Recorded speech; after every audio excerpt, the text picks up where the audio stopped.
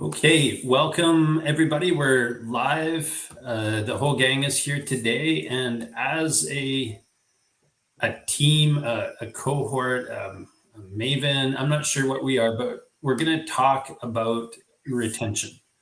We're going to focus on how every single team member plays a role. I already want to start injecting language in here, how it's your systems as well, your processes as well. I'm sure we'll get into it. Oh yeah. Basically, the idea is that it's not a handoff. It's a cultural thing. It's a behavioral thing. You need to be thinking about this from the members of your team, from your customers, from the interface between the two.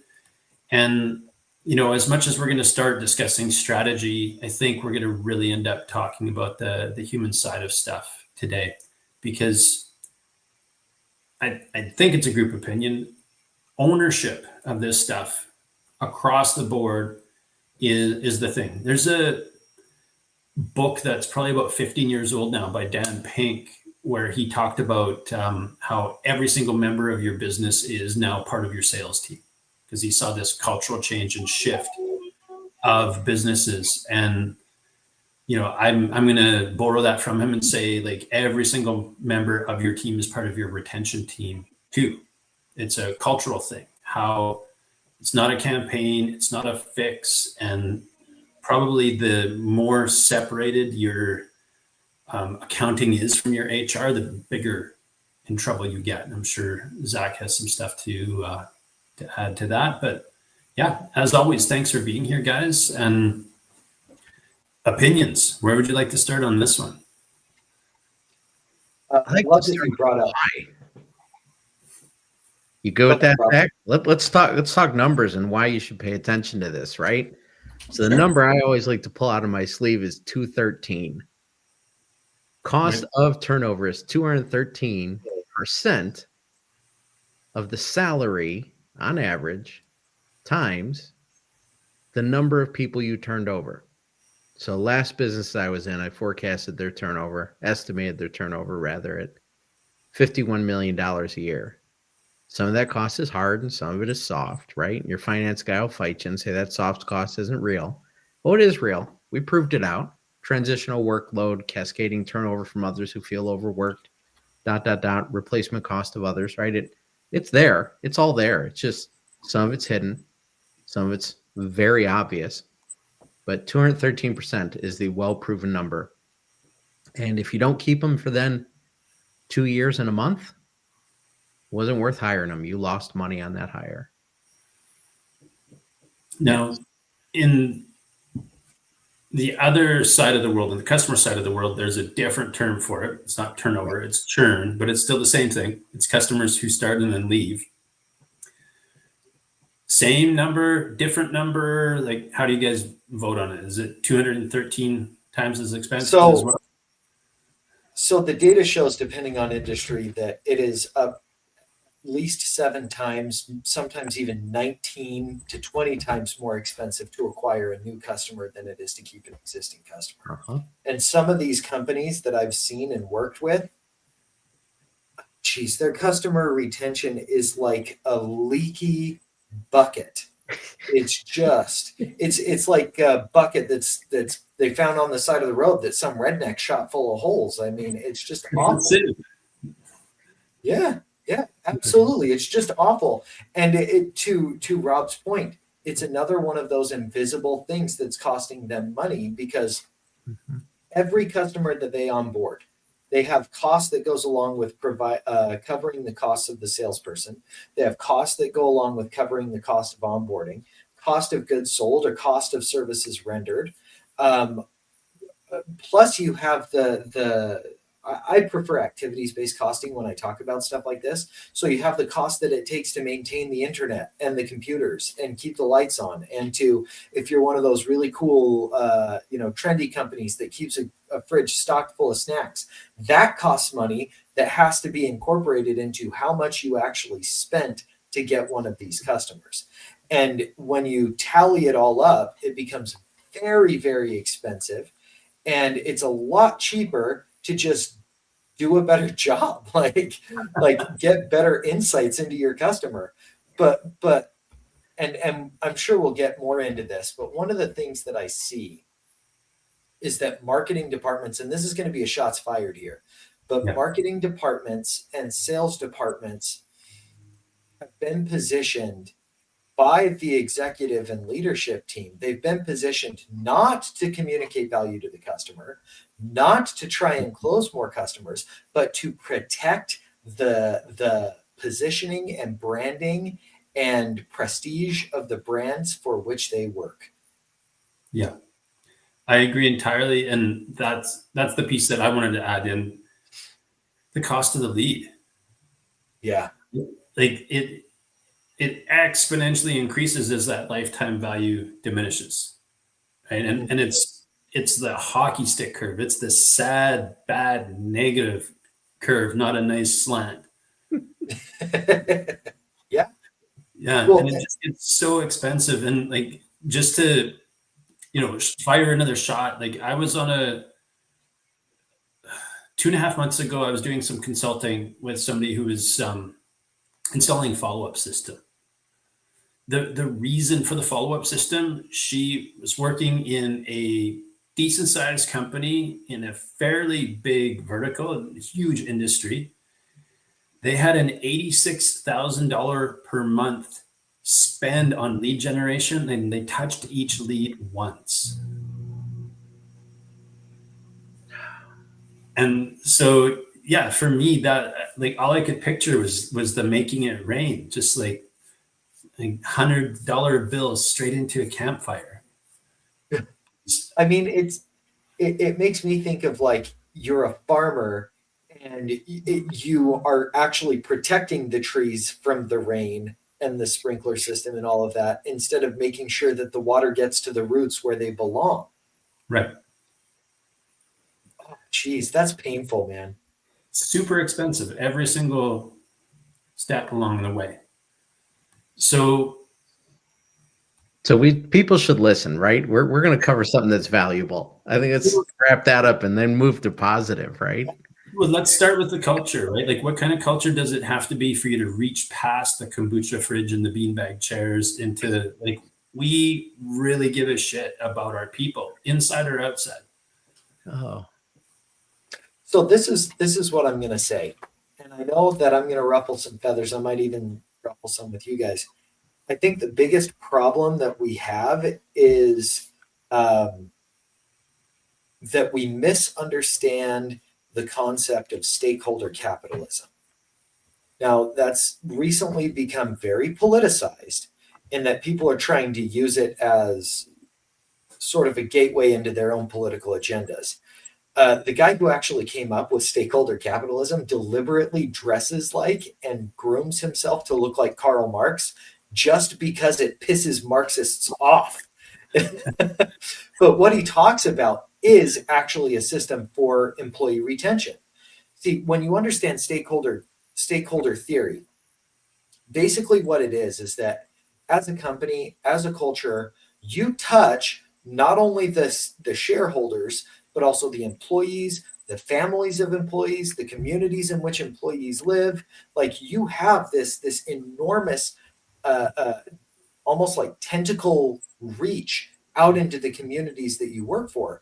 And the culture needs to reflect that, because when it does, then you get increases in productivity, you get increases in customer retention, because people see that stuff and they genuinely feel it.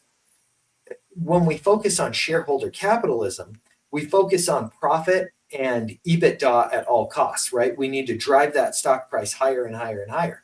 That doesn't help either, because what it does is it gets us so focused on product or on profit and driving stock price that we get Enrons. And Right. so what we have to do is we have to fix reason firmly in her seat and question with boldness even the very systems in which we operate, to paraphrase Thomas Jefferson. And what I mean by that is that we have to say, why does my business exist? If the answer is my business exists to do social good, I think that you've got your head so far up your butt you don't know what you're smelling. If the answer is your business exists to drive shareholder value and stock price, you've got your head so far up your butt, you don't know what you're smelling. Your business exists for one reason and one reason alone: to provide value to your customer. And your customers are, at any given time, the people who are actually paying you money, but it could be your team members, it could be your team members' families, right? But when you understand that your business is a tool to generate value for your customers and your stakeholders, meaning your shareholders and your team members and their families and their communities, then we can start having a conversation about retention and what that really looks like. And that then trickles out into, how do I show up in the world with my product, with my branding, with how I communicate with people, with how I treat my customers, with the work that I do? It just all filters out, but we don't think about it that way. Now, Rob, I saw you grimace, so I want to give you a chance for a rebuttal. Oh, I don't want to rebut that at all. I want to lean into that and say servant leadership, situational leadership, right? I love the inclusive perspective that you shared there, that the capitalism isn't just in the direction of money, but in the direction of service for all the people within the business. Two quick stories here. I gave a speech at an awards ceremony for all our internal instructors at the end of a year. We had an outsourced approach to technical training where I used to work, and we hosted a awards dinner at the end of every year. And one of the things I said was, I'm not sure if everyone realizes it, but when you train these people and they get that extra work certification and they get that extra 50 cents or $1 per hour in their year, what you did is you put shoes on someone's child, you put better food on their plate, you gave someone a shot at going to college. And I don't know if you think about that when you're up there on stage training these people, but that's what you're doing when you develop their skills and you increase their wage. So it's a noble thing to do. It's a noble thing to do. So totally agree with what you're saying. The other thing that comes to mind as you were talking, I went to my chiropractor the other day. Okay. And I walked in the front door, and the woman sitting there is just brilliantly smiley, right? Brilliantly. So happy to see me. So happy to see me. She asked for my phone number, as she does every Wednesday. I give it to her. With the biggest grin on her face, she says, "Dr. Fish will see you. Have a great time," right? And she's that ecstatic. And I said, well, let's not let this moment pass. She deserves the recognition from a paying customer. So you know what? You make this work. You are such a big part of making this work. How you greet me, how you take care of me, and how you send me off makes all the difference in the world. And I say it loud enough that I know Dr. Fish, her boss, can hear it. Right? So if we're going to give praise, if we're going to give recognition, let's do it really publicly. Yeah. I like that. Yeah. I like that. And it makes me think of what just happened with, I think it was Spanx, the founder of Spanx. She had a 10-figure exit, and she paid for all of her employees, not just some of the people, all of her employees, 2 first-class flights to anywhere they wanted in the world, and $10,000. And you can see the video on I think it's on LinkedIn or YouTube or somewhere, but like the room just erupts. Now you have to believe that after something like that, those employees are coming back energized and they are delivering better work for their customers. That's Oprah level stuff. Yes. Yeah. Yes. But you think about it, it's Oprah level stuff, right? But let's say that I am the owner of a 7-figure business, right? So, there's thousands of them out there. Well, what could I do for my employees? Let's take them out to a nice dinner every once in a while. if I have a general contractors company, maybe I'm going to arrange for a relationship with I don't know, like a local family doctor to just get these guys regular checkups that I will pay for, right? Like that's not super expensive, but it shows that I care about them outside of what they can do for me. And I'm treating them like a partner in this business. And I think that that's what a lot of people are missing. Right. It doesn't take Right. much to express appreciation to your team. It really doesn't. I got to go back to the $1 recognition program that I implemented at one of my prior employers, right? Oh yeah. We gave everyone in the business $5 at the beginning of every month. And the rule was you can't keep it. If you don't give it away, it expires at the end of the month. Right? So people have this urgency to recognize others. And then when people get $1, $2, $3, $4, or $5 from somebody, what does that do? Dopamine, right? Happiness, depending on the proximity of the relationship, some oxytocin, a light level, right? Not romantic, but oh, I like them more now, right? Yeah. A little bit of that. And the total economic load of that program, so low, because most of the money just keeps getting recycled in recognition as that fire grows. You just keep stoking it every month with a couple grand. And then you have a culture where people are giving away their own money. Right. I mean, it costs almost nothing, right? It was huge, hugely impactful. Yeah, it's in the gesture, right? In the recognition, in the sense of being recognized or acknowledged for something, and From that's a real person. yeah, and that's something that I think, just to circle back, really matters inside the customer side of it as well, right? Yeah. Like those tiny little things. We got your message. Someone's on that, right? Noted. Okay, I got to tell a story about this. Okay, so I was working with this 10-figure software company. No, 8-figure software company. Sorry, 8-figure software company. And one of the things that they were having trouble with was customer turnover. Like they could sell them, but they just couldn't keep them. And it was a really big problem for this company. And they're like, you've got to fix this. So what I did was I came in and we started like calling these people, and we figured out that they were churning because the company wasn't giving them like updates on their support tickets, not fixing the support tickets, just responding. And so we started sending these status updates. That's it. That's all we changed. And in 12 weeks, customer churn dropped 14.6% and delinquent accounts dropped 53%.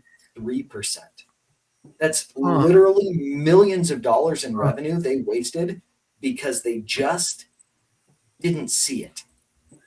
I'm going to go out on a limb here and hypothesize that acknowledgement is the cure for resentment. I like that. Yeah, like that seems what you just described, right? Like all they did was acknowledge, like, we're working on it. Not even that it's been fixed yet. That's right. But we just care enough to let you know that something is being done. Well, especially, so if we look at customers, right? Mm-hmm. When you boil it down, customers don't buy a product or service because they think it's really neato. They buy it because they want an outcome. They want to create something. Yeah. And if you've told them from the get-go, yes, we can absolutely do that. Yes, we can absolutely do that. And then they start running into trouble and they reach out with the expectation that you will help them get that progress and you just don't respond. Like that's incredibly alienating, right? But one of the things that I think businesses do from the get-go is that they get more focused on their reputation than they do on actually helping their customers manage how they make progress. And that causes problems because then they can't deliver the insights that help close accounts, that help keep accounts. I'm going to take it a step further and suggest that they confuse brand for reputation. Oh, I think that in their minds, they are 100% the same. And Right. I think that they, to add on top of that, they include positioning in that, right? Like, Right. look at Google. So Google is fighting for its life in short search, right? Like, the CEO, Sundar Pichai, at the end of last year says, buckle up because 2025 is going to be bumpy. And you've got people like Perplexity, which Jacob, you introduced me to, and I absolutely adore it now. ChatGPT, right? Grok now. All three have internet access and can do a form of deep search, but they can answer your question very, very quickly. And so a lot of these short searches that people were originally turning to Google for, they'll just say, hey, what is the temperature in Alaska right now? Or what's the price of rice in China, right? Like, they'll ask these questions because it can search very quickly and bam, spit out an answer right there. Now, Google was using generative AI internally prior to when ChatGPT rolled out. They could have very easily have rolled out an LLM that did this. They just chose not to. Why? Because they had a castle that they had built that was this strategic position around search. And they didn't want to disrupt it. And so they were focused on how do we reinforce this search position? How do we reinforce it? Instead of thinking, how do we outmaneuver the competition in delivering better outcomes to our customers? And the outcome is, I need to answer a question. I need the internet to be easy. If Google thought in those terms, there's no way that ChatGPT would be where it is today. No way.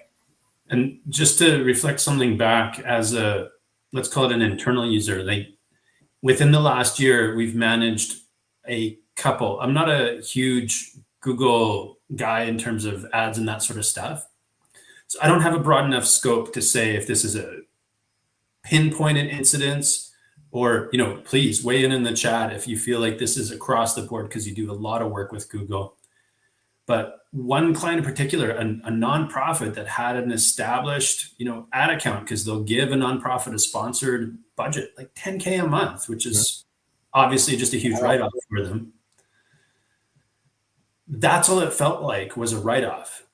Because we went in, we tweaked a campaign, we did a whole bunch of adjustments, we tried to fix this thing.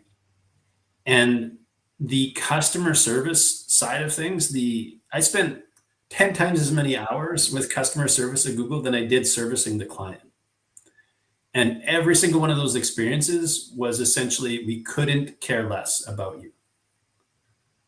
Right? Like across the board. And if anybody else out there has had this experience, please comment in the chat. But it was incredible how little they cared and how they had these 2 tiers of support agents. And when I started challenging the first tier and be like, could you just skip this and pass me through? 70% of the time I just get hung up on. Right. And again, this is like a company that, isn't that where they make a lot of their revenue and just pushing it out the door? So, I'm sure that's happened not just to other people, but not just to Google customers.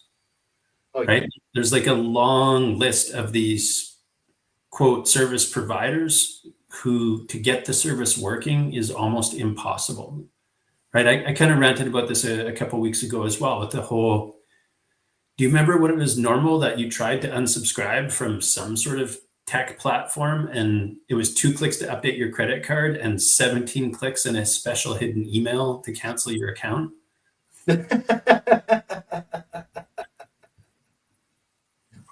And yes, I am that old. Exactly. It exists. Now it's 17 clicks to get in. True. Before you can cancel, right? Yeah. Yes. Yeah. unfortunately. Yeah, that's something we should dive into, I think, on a separate episode entirely one day, is like, I guess, the complexity of stuff, right? Like, Mm-hmm. how many clicks did it used to be to make a phone call? And now, like, how buried is that even? And like, that's one of the things about a mobile device. It's still supposed to be a phone. And like you said, Rob, like the logins on platforms, or the two-factor plus the puzzle plus can you stand on your head and cross your eyes and then take a selfie, and like, okay, now you can log in. Well, I think that one of the problems that we've had is Stanford's tech labs, right? So Stanford has a whole degree dedicated to making tech products more addictive. Right. And I think that is one of the problems that we have, is that the whole UI UX world is focused on how do I get people in my product and keep them there. Yeah. So it's manipulation instead of how do I understand what my customer needs my product to do, and then do it better, faster, cheaper, more effectively than anyone else on the market. Right. Like, you don't have to be a dick. Like, I keep saying this, like, just don't be a dick. Like, Yeah. you don't have to be a jerk with your product. Just make it easy so that it works and solves people's problems. But when you're focused on protecting your brand and your reputation and your positioning, protecting that castle, instead of understanding and solving your customers' problems and outmaneuvering anybody else who tries to get in on the market, and you inherently are blindfolded to all of that, and you have to resort to manipulation to get people to stay. Right. Yeah, That's my soapbox for the day. I was thinking about a burr that you can't get out of your clothing, but the image I got as you continued is it's more like, sometimes it's like gum in your hair, right? And the only way to remove it is you just cut it. Like, that's it. Like, burn it. I'm done. And I've had some people who, instead of having to deal with all of that stuff, they will literally just cancel the credit card. Yes. Yes. And Parker King just posted this in the comment, and I think he's absolutely right. If people like it, people will buy it. But you have to understand the people, or else they're going to just cancel the credit card on you. Yeah. Some of us just cancel our credit cards every few years to reset all the subscriptions. Yeah. And there's a wisdom to that, definitely. Yeah. So I guess as we're starting to turn the corner here, like, we wanted to really talk about how this is practical, like how to build company-wide retention habits, and acknowledgement seems to be one of the main ones. I think there are more intelligent ways of soliciting feedback too. And like, that's something I'm elbows deep in right now. I'm working for a client. We've mapped 17 touch points after the first. Like, they are now a lead. They've left social media and entered platform, funnel, CRM, whatever you want to call it. Mm-hmm. Mm-hmm. And what I love about this client is it's old technology, but I think they're on the leading edge, because they're actually trying to get, how did we do combined with record us a video? Yes. It's a free space to rent. Just like, anything you have to say about your experience with us, the second you enter our CRM, all the way through to what we call the fulfillment phase, which is 90 days after purchase. And again, I think with the numbers that you're talking about, right? Both Rob and Zach, this is free money. Yeah. Oh, absolutely it is. Like, this is the kind of money where it's like, if you can solve this, you could add another 10 to 20% to your business like that. And if you look at the big companies are really good at this stuff. Like, they are big because they don't let anything fall through these cracks. It's the middle companies that really have a hard time with this. Got it. And then obviously you flip that thing to face your team, same process, same touch points, same tool. And again, free money. Like, what's your opinion of this, Rob? I'm a big fan of free money, right? Whatever we can do to ultimately put more on the bottom line. When do you think it's enough? Like, how much feedback can you solicit from your team, I guess, is the question. I just became aware of a tool the other day that runs a continuous drip 360 for everyone in the business. So think about that for a second. Your own personal radar that goes through the 4 quadrants of people who you interface with: customers, peers, your subordinates, and the people above you, right? And you get a personal radar diagram, and it tells you what your social capital is, how you're doing across those 4 audiences. And it runs a drip campaign, pings everyone's phone, asks them a simple question to rate you on how you're doing in a specific dimension. So I don't know that you can get too much. I think it's not just a quantity question, though. It's a quality question as well. Like, if you're going to give feedback, I would argue that SBI is too parochial and probably a bit out of date. Better go with the grow model to be more Gen Z and millennial compliant, right? Put them in the driver's seat and fully empowered to solve their own problems. You just facilitate. So it matters how you do it, how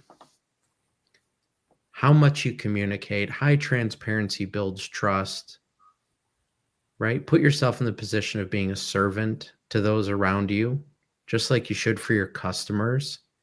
As Zach was saying, right?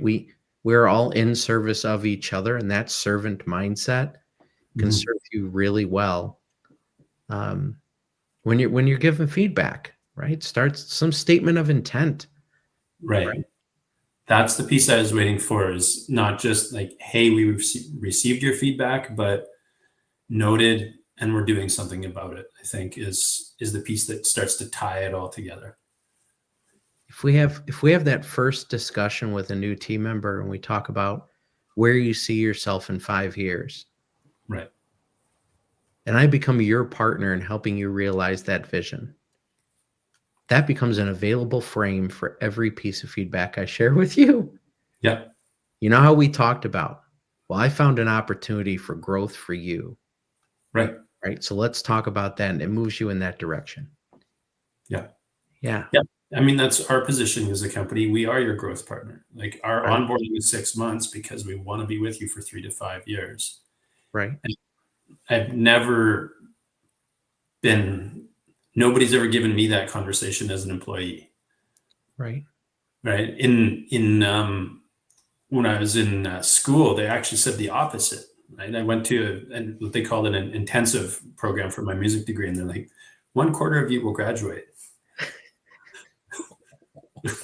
That's it. Like, this is our churn. Which, is that opposite feeling. And it's just something like you either are going to like force yourself against it and become the own hero of your own action movie or whatever, or give in. But I think the stuff that you're talking about, if you just turn that over entirely and be like, we want to grow and develop you and be with you for a really long time and turn you into the person that you want to be, and then insert customer or team member. Right. Might be the thing for people to start with, and like look at the practices you can put in place to do that. And I'm sure there's books out there on it, or podcasts, or YouTubes, or. I know Gallup has done some really interesting research into this stuff. And when you boil it down, it comes out to 3 P's. Okay. Performance, promotion, and purpose. So you have to make sure that your purpose, like the individual employee's purpose, is aligned with the role. Mhm. Performance, you're coaching their performance, giving them metrics. And promotion, like you're helping them see how what they're doing is promoting the company and serving their customers. And I actually really believe in this in the customer side too, right? Of being a trusted advisor and being like, that package is more than you need. Yes. Take this, use it to generate results and revenue. Oh, look, you qualify for the next package. It makes sense. And like so much of that stuff is heavy sold up front of like, it's 97 a month if you start here, or you can buy a lifetime with 47 seats for $10,000. And like, it's just too much too soon. I think people get overwhelmed. I think that's where a lot of that churn and buyer's remorse comes from as well, right? It's like that FOMO of getting the thing that's way more than they need or can handle. Right. Well, I think so. And, I think that part of this is just people, again, not understanding what they need. And one of the things that you can do to really prevent customer churn is that. So one of the things that I've observed about sales is that you're entering into a trusted relationship with that person when they come to you, and they expect three things from you. One, they expect you to better understand the problem than they do themselves. Yeah. Two, you to better understand all of the available solutions than they do themselves. And three, you need to be able to give them better insights than they could generate themselves because you're the expert, right? So it strikes me that sales success, and this is one of the things that I actually help businesses do, sales success does not come from better branding, all of this stuff. It comes from having better insights into your customers and what they need from you. Absolutely. And I think that that's sort of where you're driving this. If I may drive this home, it is businesses do not understand their customers well enough to really earn the right to sell. And I agree. instead, what they do is they focus on what do I need to do to manipulate this person into getting a yes, instead of how do I need to help this person solve a problem. Yeah. The I same like that. thing on the inside. Yeah. And it It's the same- remakes that features and benefits pricing table, right? Those standard three verticals you always see. I'd love to see like why you should not obtain this level of subscription. Yeah. Right? How to tell if you're ready for it. Right. Yeah, that's perfect. Okay. Any last thoughts? I mean, that was pretty poignant, but do you want to trail off with anything else for people before we say goodbye for this week? Yeah, I think if you like what you heard and you want some solutions for your business, this is the team that can help you. So reach out to us, PM us, let us know if you're suffering with customer churn, employee churn, engagement, discretionary effort, cost of customer acquisition, all of that, your systems, SOPs, integrations, marketing, whatever your needs are, right? Reach out, let us know. Come back for our next episode next Thursday. Yeah. We'll see you there at 4 Central. And we're here to help.